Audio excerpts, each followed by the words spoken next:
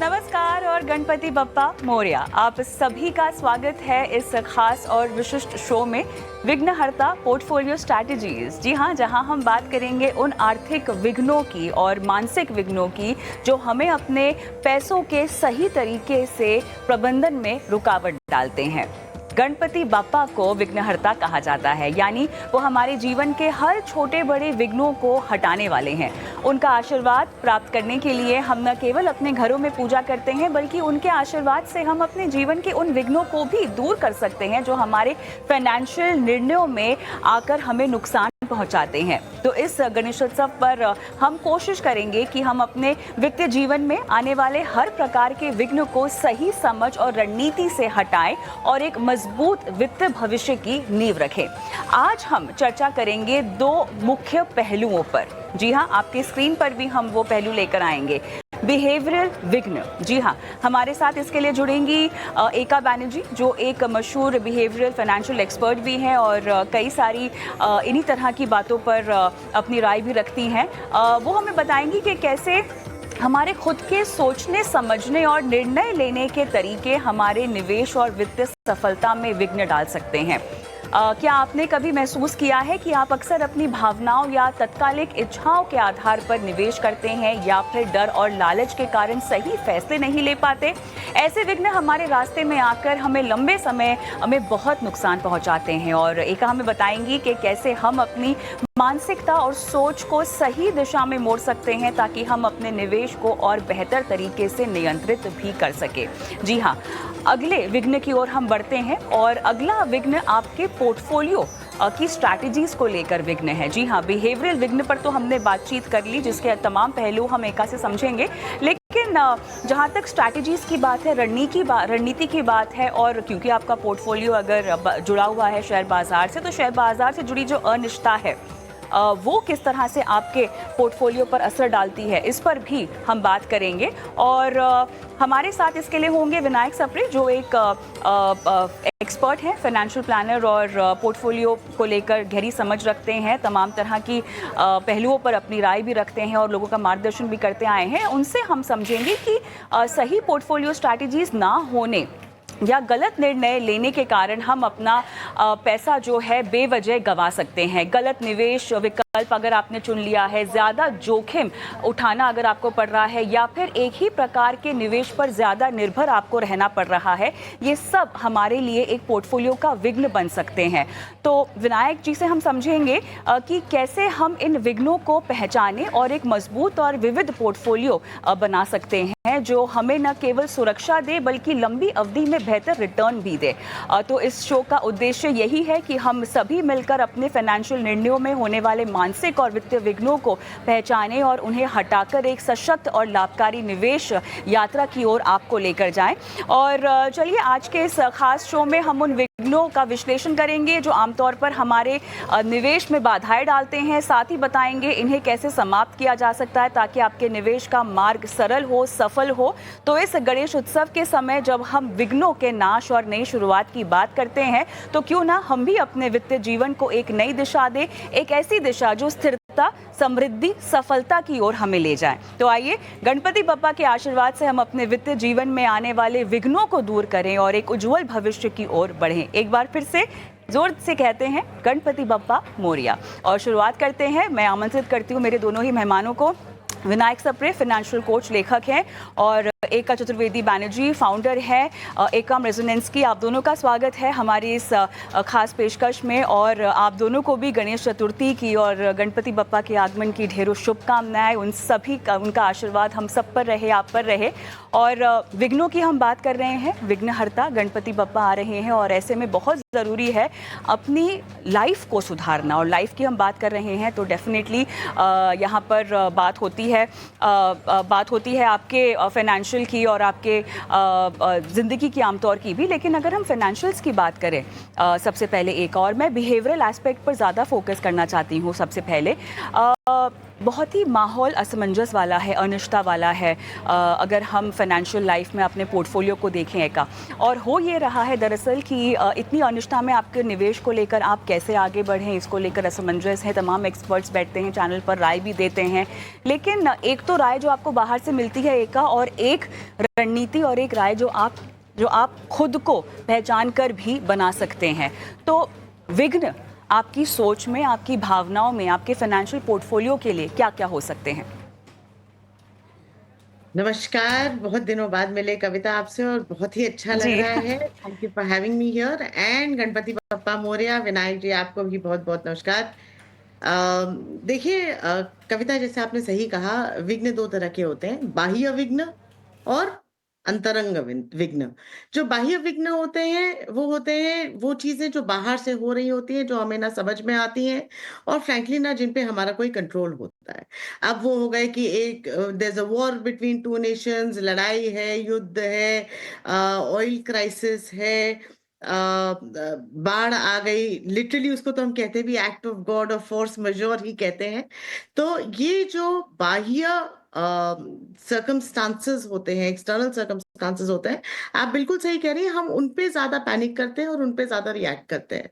जबकि हमारे लिए बहुत ज़रूरी है and specially as Ganpati Bappa comes in कि गणपति बप्पा अपने विघ्न देखेंगे, बाह्य विघ्न वो देख लेंगे, बाढ़ है, युद्ध है, तूफान है, आंधी है, ऑयल क्राइसिस हो रहा है कहीं पे ऑयल लीक हो गया है। ये चीज़ें गणपति बप्पा ही देख सकते हैं, वो हमारे हाथ में भी नहीं है। लेकिन उन चीज़ों पर रिस्पॉन्ड ना करके, पैनिक ना करके, घबरा के नहीं, यदि हम अपने आप को अपने भीतर, अपने स्वयं चित्त में, स्वयं बोध में यदि अपने आप को स्थापित कर लें, तो हमारे लिए जो फाइनेंशियल मार्केट्स हैं, वो तो ख़ैर सुलझ ही जाएँगे, लेकिन और फाइनेंशियल अंडरस्टैंडिंग और पोर्टफोलियो मैनेजमेंट उसकी भी बहुत क्लैरिटी, बहुत ऑब्जेक्टिविटी आ जाएगी और हम खुद को भी खूब सशक्त पाएँगे, सक्षम पाएँगे अपने फाइनेंशियल डिसीजंस लेने में। और ये जो हमारे अंदरूनी, बाह्य, भीतरी विघ्न होते हैं, ये 5 क्लेश कहलाते हैं। ये जो 5 क्लेश होते हैं, वो होता है अस्मिता। अस्मिता यानी घमंड, यानी प्राइड, मुझे सब मालूम है, मैं बेस्ट हूँ, मुझसे बेहतर कौन करता है? और बाय द वे ये सबसे ज़्यादा तभी आता है जब हमने मार्केट को ट्रैक किया हो, हमारे पास बहुत ज्ञान हो, हमें लगता है कि हम मार्केट को की बहुत समझ रखते हैं और हमें हमारी पिछली जीतों पर बहुत गर्व होता है। दूसरा विघ्न होता है अविद्या, इग्नोरेंस। मैंने या तो आधा सुना या कम सुना, या सुना ही नहीं, या किसी ने कुछ कहा और वो कर दिया बिना अपनी बुद्धि, अपना विवेक, अपना पर्पस उसमें लगाए। तो ये हो गया अविद्या। तीसरा हुआ राग।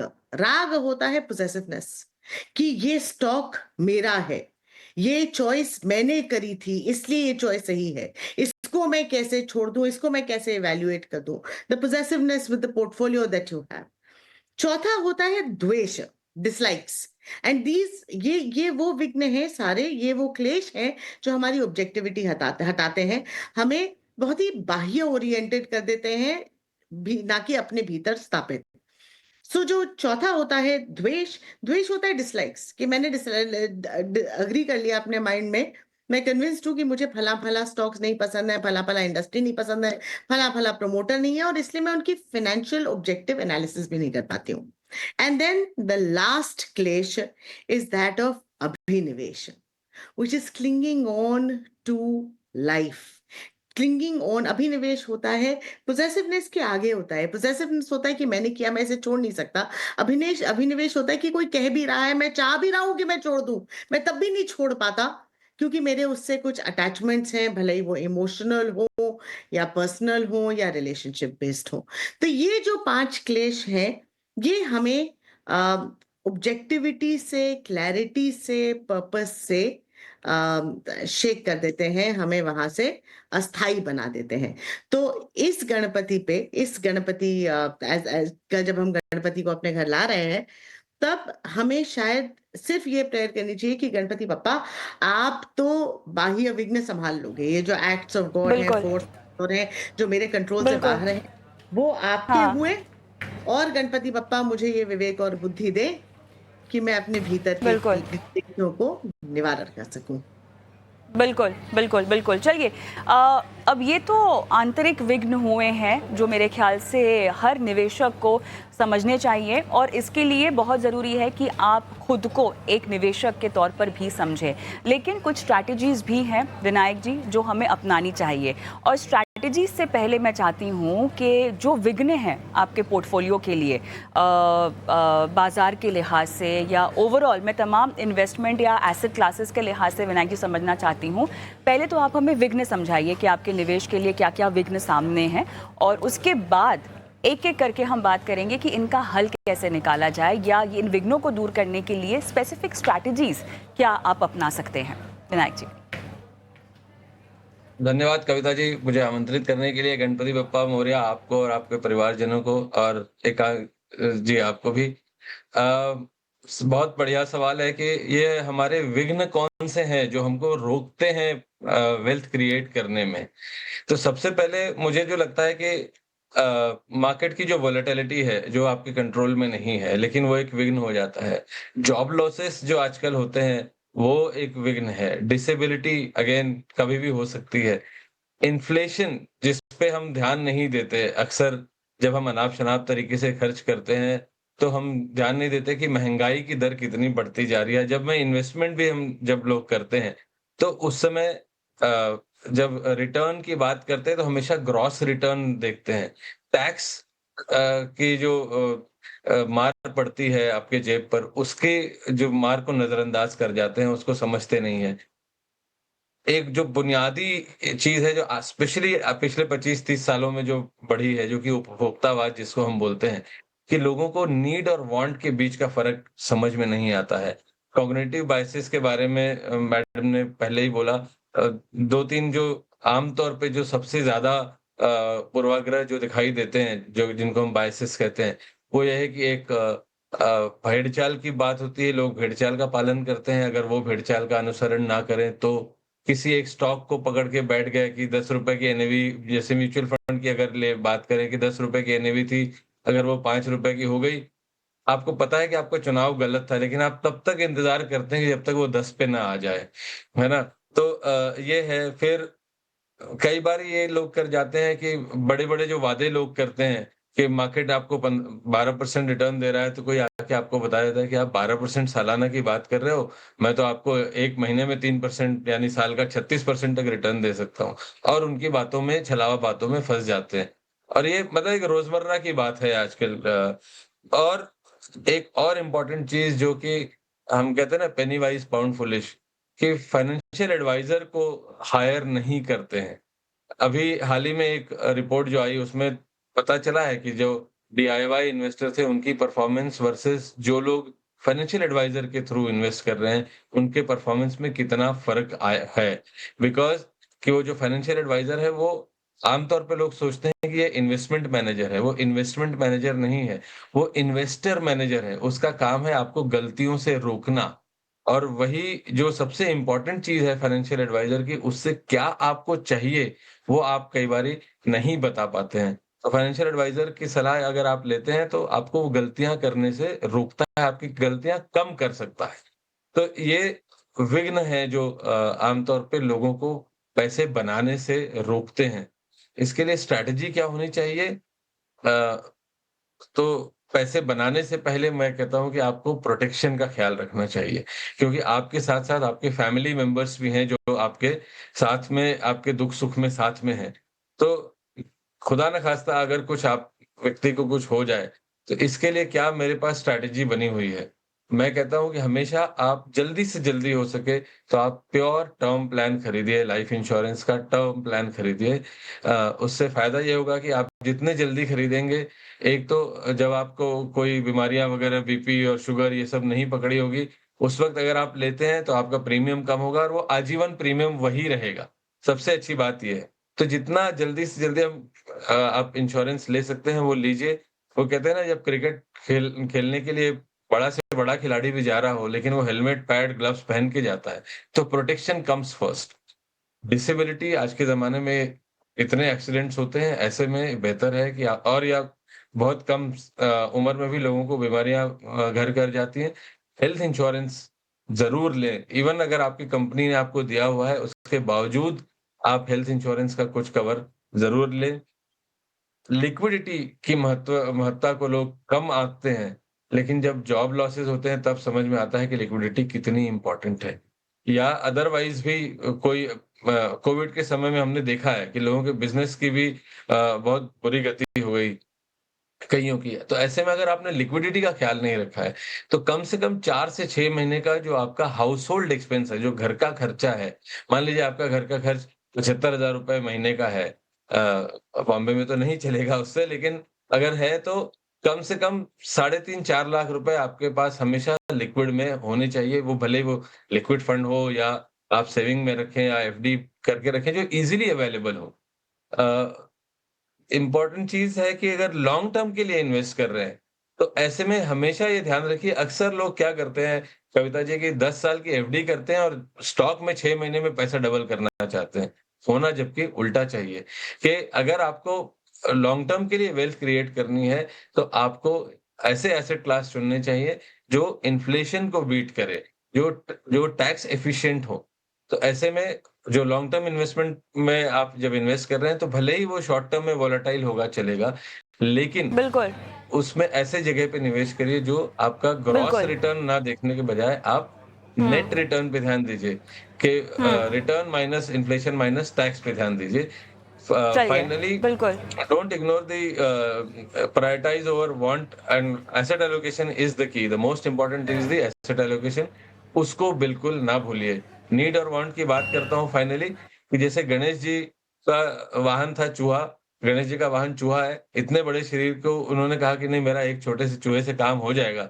लेकिन यहाँ पे लोग बड़ी-बड़ी ईएमआई लेके बड़ी-बड़ी गाड़ियाँ खरीदते हैं। खुद को चलाने के बजाय दूसरों को दिखाने के चक्कर में बहुत सारे कर्ज ले बैठते हैं। तो इन चीज़ों से अगर आप जब बचेंगे तो निश्चित ही फाइनेंशियल आपके प्लानिंग को विघ्न लेकर जी, तो हरने की फाइनेंशियल प्लानिंग को क्षमता बढ़ लेके जो जाएगी। मेन थंब रूल्स हैं, जो फाइनेंशियल प्लानिंग को लेके मेन थंब रूल्स हैं, उन्हीं को अगर आप संज्ञान में रखें, उन्हीं को आप अगर ध्यान में रखें, तो काफ़ी हद तक वो अपने आप ही आपके जितने भी विघ्न हैं पोर्टफोलियो को लेकर वो दूर कर सकते हैं। लेकिन देखिए, विघ्न जब आपकी ज़िंदगी में आते हैं, वो भी किसी मकसद से आते हैं। आपको एक बेहतर इंसान बनने और एक मजबूत इंसान बनने में जो है वो काफ़ी कारगर साबित होते हैं, और इसीलिए विघ्नों को जब आप पार कर पाते हैं, तभी ही आपकी असली शख्सियत जो है वो सामने आती है। अब ऐसे में जब तक विघ्न नहीं आएंगे, हमें पता नहीं चलेगा कि हम अपनी ज़िंदगी के किस सेक्टर में, if I could just use the market language, कहाँ पर अपनी ज़िंदगी के किस पहलू में आप कमज़ोर हैं, है ना, वो आपको समझ में नहीं आएगा।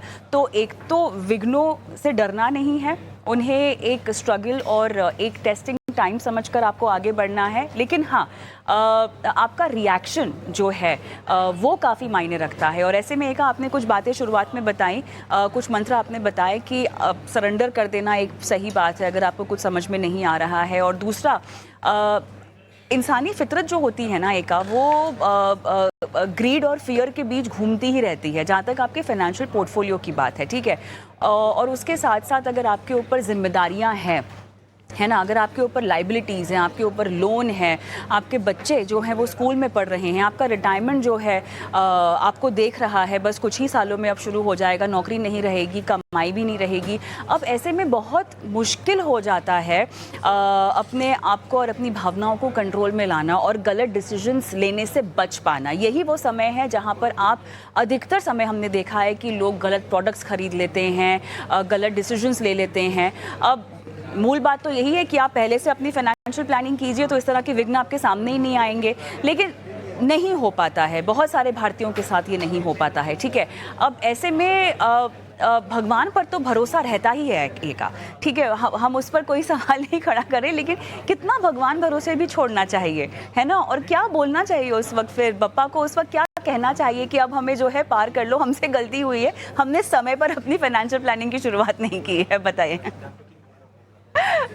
पिता विनायक ने बात करी मूषक की, चूहे की, जो जी, गणपति के सवारी हैं। उन्होंने कहा कि जी, भाई देखिए, वही एक बड़ी बेसिक सी हमें वहां से सीख मिली कि भाई इतने विशाल गणपति, लेकिन उतने बिल्कुल। जरा से कितने संतुष्ट हैं। हुँ, हम लोग जब जब फाइनेंशियल इन्वेस्टमेंट्स की बात करते हैं तब हम ये भी कहते हैं कि गणपति की जो सवारी है वो छोटे से मूषक वो इसलिए भी है क्योंकि भगवान जी, गणपति जी अपनी रिस्क एनालिसिस बहुत कंप्लीटली करते हैं। तो इतने विशाल हैं वो कि जहाँ पे वो नहीं घुस पाते, वहाँ पे वो अपने छोटे से मूषक को भेजते हैं कि जाओ जाके फाइन फाइन प्रिंट रीड करो, जाओ देखो बीच में क्या लिखा हुआ है, जाओ मेरे रिस्क्स मिटिगेट करो।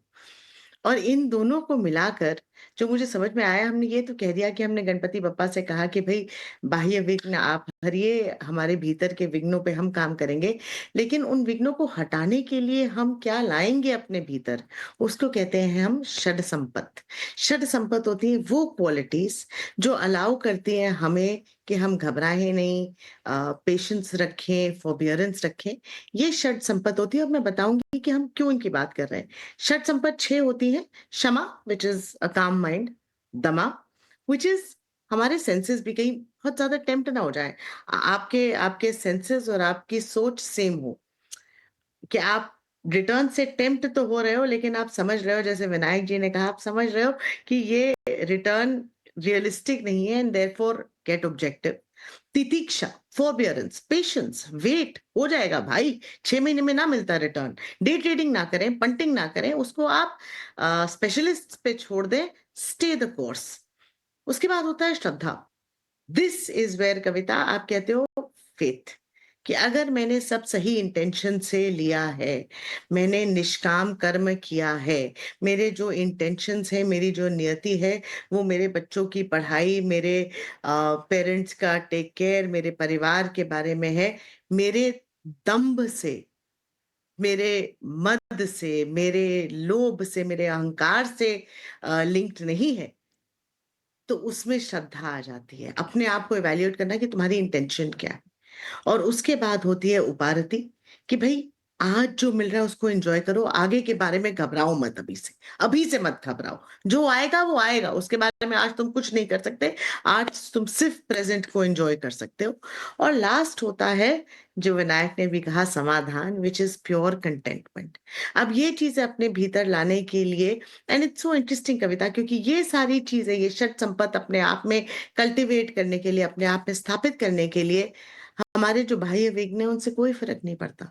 इसमें मोटिवेशन भी मेरा है, इंटेंशन भी मेरी है, प्लानिंग भी मेरी है, कर्म भी मेरा है, डिसीज़न भी मेरा है, जजमेंट और एनालिसिस भी मेरा है।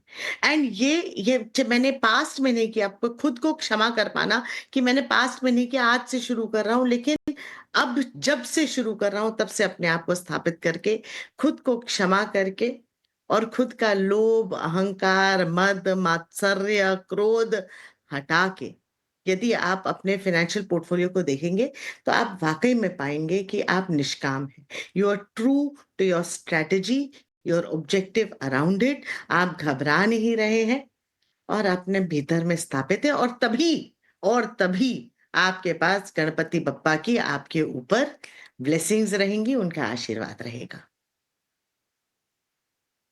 तो कहीं न कहीं आत्मविश्वास की भी बात है, आपको अपने आप पर भरोसा रखना भी होगा और तभी जाकर मेरे ख़्याल से आप आज में जी पाएँगे। और हाँ, पूरा समर्पण जो कि आपको ईश्वर के उस योजना पर डालना होगा जो उन्होंने आपके लिए बना रखी है। लेकिन फाइनेंशियल पोर्टफोलियो में कई बार विनायक ऐसे होता है कि हम गलत निर्णय ले लेते हैं, जैसे कि शेयर बाज़ार में ही बहुत सारे लोगों को अभी उनके पोर्टफोलियो में पिछले 2-3 साल के मुकाबले घाटा दिखाई दे रहा होगा। और मेरे ख्याल से पिछले 1 साल में तो बाज़ार ने कुछ कमाकर भी नहीं दिया है। तो ऐसे वो तमाम लोग, वैसे तो हम देख रहे हैं कि महीने दर महीने एसआईपी के आंकड़े बढ़ ही रहे हैं, डीमैट अकाउंट्स भी हम देख रहे हैं बढ़ ही रहे हैं। तो कहीं ना कहीं हम देख रहे हैं कि लोगों की भागीदारी इक्विटी बाज़ार में बढ़ रही है विनायक। लेकिन बहुत सारे लोग ऐसे भी हैं जो कि डर भी रहे हैं बाज़ार की चाल से, और वो आमतौर पर ऐसे ही लोग हैं जो पहले अब नए निवेश के इस पूरे पहलू में आए हैं। उन्होंने पहली बार ही इक्विटी बाज़ार से अपना जो है कनेक्शन किया है और वो एक्सपीरियंस कर रहे हैं, उनका अनुभव अभी चल ही रहा है। अब ऐसे में कैसे एक रणनीति समझकर आगे बढ़ जाना, जो गलतियां हुई हैं उससे सीखना और एक और मौका अपने आप को देना पोर्टफोलियो बनाने के लिए और equity as an asset class पर भरोसा जताने के लिए, क्योंकि क्या होता है कि एक बार अगर आपको झटका लग गया तो आप वापस से you will fall back fix deposit, सोना, रियल एस्टेट, आपका विश्वास फिर उसमें चला जाएगा। हालांकि रिस्क वहाँ पर भी होता है और कई बार हम उसको फैक्टर नहीं करते क्योंकि हमारी प्राथमिकता होती है हमारे कैपिटल को बचाना, और महंगाई हालांकि आपकी कमाई को वहाँ पर नहीं बचा सकती है। तो अपने आप को कैसे माफ़ करके आगे बढ़ा जाए अपनी पोर्टफोलियो स्ट्रैटेजीज़ में? आजकल तो नॉलेज पाने के बहुत सारे माध्यम हैं विनायक, सोशल मीडिया पे लोग बहुत ज़्यादा अपने आप स्ट्रैटेजीज़ ढूंढ लेते हैं, लेकिन वो भी नॉइज़ है। How to go about it, कैसे आगे बढ़ें?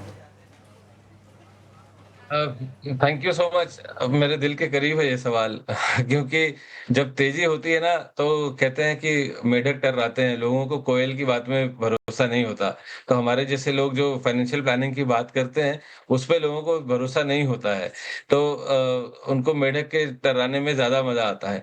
तो ये इम्पोर्टेंट चीज़ है जो अगर हम गणेश जी से ही सीख लें, जो कि आप अभी स्क्रीन पे भी दिखा रहे थे, कि आपको सुनना बहुत अपने जो कान में आ रहा है आपके नॉइज़ बहुत है, लेकिन उसको फ़िल्टर करना आपको आना चाहिए। वो ज़रूरी है कि आपको कट द क्लटर, जो अंग्रेज़ी में हम कहते हैं कि उस क्लटर को काटना ज़रूरी है। फ़ोकस्ड अप्रोच रखने की ज़रूरत है। इन्वेस्टमेंट जितना ज़्यादा बोरिंग होगा, आपके पैसे बनाने के चांसेस उतने ज़्यादा बढ़ जाते हैं। अगर आपको एक्साइटमेंट चाहिए, तो आप लॉन्ग टर्म के लिए इन्वेस्टमेंट अगर आप करें, तो आप एक्साइटमेंट ढूँढने के लिए यहाँ पे मत आइए। एक्साइटमेंट के लिए बहुत अलग-अलग चीज़ें बनी हुई हैं। लोगों के लोग जब पैसे गँवाते हैं या बनाते हैं, उसके पीछे एक सबसे बड़ा कारण है उनका पैसे के प्रति व्यवहार। और अगर आपको सीरियस वेल्थ क्रिएट करनी है ओवर लॉन्गर पीरियड, तो आपको 3 चीज़ों का ध्यान रखना होगा, उसको आपको लीवरेज करना है। एक है आपका धैर्य, अनुशासन, और जब आप ये 2 कॉम्बिनेशन करते हैं, तो आपको कंपाउंडिंग का आपको भरपूर फ़ायदा मिल सकता है। लेकिन उस दौरान तमाम उतार-चढ़ाव गुज़रेंगे, आप उसको नज़रअंदाज करना मुश्किल है, लेकिन अपने आप को अगर आपका फाइनेंशियल एडवाइज़र अच्छा है, तो आपको कंट्रोल करके रखेगा ही। लेकिन अगर नहीं है और आप खुद स्वयं से अगर आप जब कर रहे हैं, ऐसे में आपको जो न अनुशासन है, धैर्य है, उसका आपको पालन करना ही पड़ेगा। साथ ही साथ दूसरों की गलतियों से सीखें। तो दूसरों की गलती से सीखने में सबसे ज़्यादा फ़ायदा ये होता है कि आपकी जेब से कुछ नहीं जाता। बिल्कुल, मेरे ख्याल से बहुत सारे ऐसे पहलू जो आपने बताए और इनको न सिर्फ फाइनेंशियल पोर्टफोलियो में बल्कि हम सब अपनी ज़िंदगी में भी इनको लागू कर सकते हैं। बहुत-बहुत धन्यवाद एका आपका, विनायक जी आपका।